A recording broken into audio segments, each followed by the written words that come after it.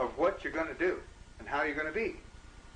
Because you've got that emotion going on. In anger, there's even less choice. I mean, by the time we get down here to propitiation, please don't hurt me, you don't have much choice left of what you're going to do. It's what you're being made to do, according to your emotional state. In apathy, there's only a couple of choices you got here: to care or not, or to die or not. You got two choices. And at death, you've only got one choice: to stay dead or not.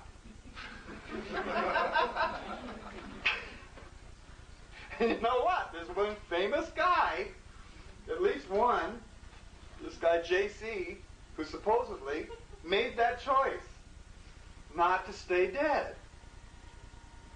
At least he showed us there's a choice. But you know what?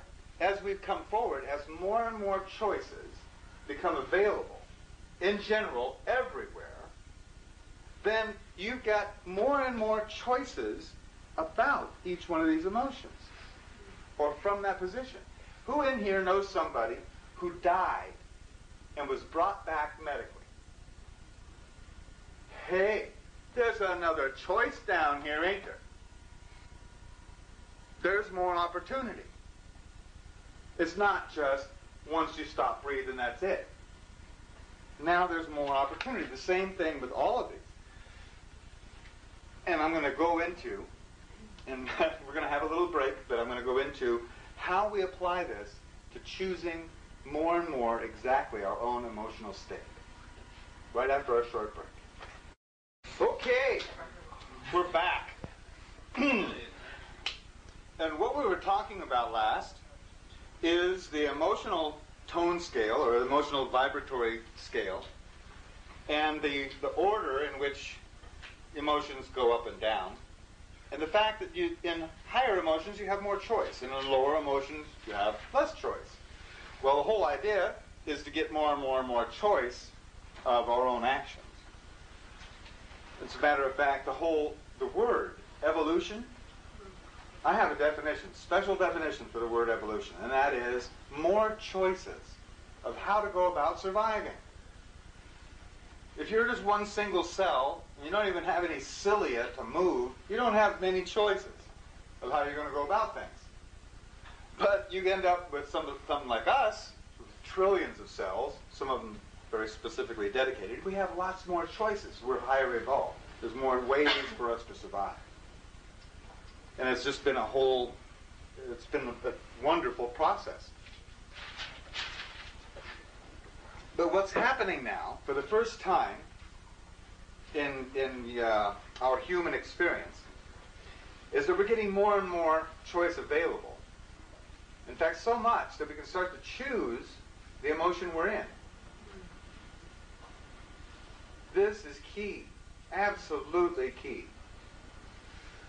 You ever heard of the Hatfields and McCoys? Now, these people, for generations, had the same hates. Didn't change, right? I mean, it's an American story, which goes all the way back in history. People had a hard time changing their outlook or their emotional state about things. How many people in here have been angry one moment and laughing at yourself the next? Okay, how long did it take for you to change emotions? Right now. 0. Okay? Even your mind caught on to the fact 24th of a second later. You can instantly change your emotion. Now, obviously, you had some data available, and then you got new data, and you made a choice, didn't you? You made a choice to stay angry about some misinformation or accept this new information. Hallelujah. You're happy. You made a choice, and that choice happened, bam, right then. There is an escape door out of your mind. Make a choice. That's the door. See, your mind's only got one occupation: providing you with alternatives. This or that or this. And if you do this, then this or that or that can happen. That's what it does. It makes it presents all these different options. Your job is to make a choice. When you make a choice, the mind is out of a job. For a little while. So like this morning, at breakfast, what am I going to have? Well, I don't know. I'm still thinking about it. But then I made a choice. Once I made a choice, then I was just no more thinking about it. It was just on to new business, and when the eggs came, I ate them. When you make a choice, your mind is unplugged until it starts making considerations about what you chose. Now, the trick is to choose for your mind to make those considerations. Have you ever sat and just watched your thoughts?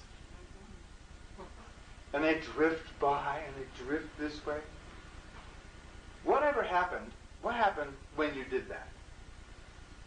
When you just watched what was, when you paid attention to your mind, I'll bet you had a better opportunity to just choose. Oops, I lost my page. But you have, when you are paying attention to the situation in your mind, then you have more option to choose. You can choose to be in that emotion. When you choose to be in that emotion, you're automatically not in it anymore. It's sort of like being in the outhouse. If you can't see the outhouse, it's because you're in it. But if you can see the outhouse, you know you're not in it. If you can ever seen yourself as angry, and you go, I'm so angry. Well, could you stay angry very easy after that? Probably not. Once you acknowledge the fact that you were angry, you weren't so angry anymore. You were now in pain. I'm so angry, Susie didn't show up. That hurt me. And as soon as you say, that hurt me, you get antagonistic about it.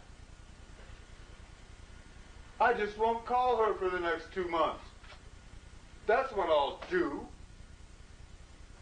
And as soon as you state that, it's boring as hell. And that's the way it works. As soon as you choose, notice and choose your emotional state, you're automatically popped up to the next one. This is actually a tool you can use with other people. It's great in counseling. It really is. It's magic. But it takes training to work with other people with this, because you can never evaluate for somebody else what emotion they're in. Can't do that.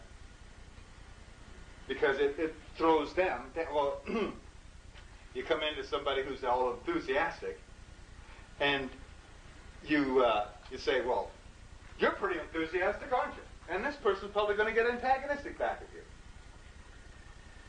What do you mean I'm enthusiastic? What's wrong with that? Okay, it brings them, boom, down. You don't want to do that kind of thing. But you can sure work with this information without any training on yourself. And the main thing is, choose to be in the emotion you're in. If you're in grief, if you're losing something, choose to be in that emotion. And what will happen is you'll start feeling sorry for yourself. Or those people around that you can see lost. And then you'll be, once you get and acknowledge the sympathy, then automatically you're afraid of what might happen next. It's magic, people. It really, really works. Just that way and every time. And as we go forward, there's 20 shifts or 20 more choices for every 13 stages that we go through. That means for every shift, you get 1.3 more changes.